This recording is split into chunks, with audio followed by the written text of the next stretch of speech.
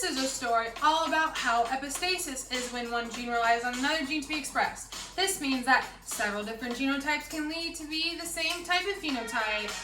In West Philadelphia, born and raised, we determine what type of epistasis it is by conducting a dihybrid cross. When you conduct this type of cross, you will get the 9:3:3:1 ratio of the following. So here's the dihybrid cross with the following alleles, and as you can see, you get the following genotypes, which then make a ratio that's 9:3:3:1. So then you take your ratio and you reference it to this epistasis chart to determine if and what type of epistasis you are. You can only use this chart if you conduct a dihybrid cross. You do not have epistasis because no genes are being masked to express other genes, and this chart indicates that epistasis is not present. When a couple of guys who were still confused started asking questions in my neighborhood, I got into one little nose example and my mom became proud and said, "You're really smart with genetics and specifically epistasis." Now our example. We will demonstrate epistasis with blue, green, and purple noses. Blue noses will be expressed where there's a dominant A allele and a dominant B allele, and green noses are expressed when you have recessive B alleles, and purple noses are expressed when you have recessive A alleles. However, when you have little a's, genotype, it will not allow the other color of the noses to be expressed. Boom, epistasis. We determine this pathway to be single recessive epistasis by using the dihybrid cross.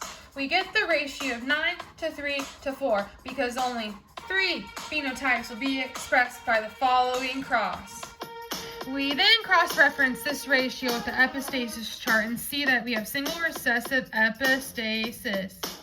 You can also determine phenotypes by using a pathway. Check it. In the following pathway, if you have a little a, you can see that you are purple nose because in order to move down the pathway, you need a big A.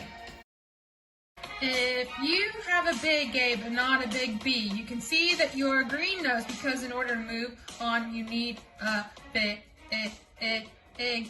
B.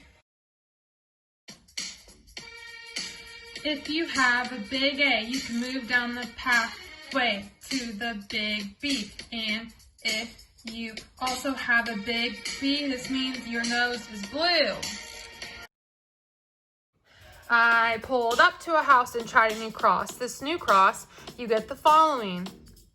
We can see that this is not a dihybrid cross, so we cannot use the epistasis chart. We now only get big A, big B genotype, which is a blue nose, and little a, big B genotype, which is a purple nose, and no green noses. Now, with our pathway, we can see that the AB genotype will get us to express our blue nose, because big A, big B.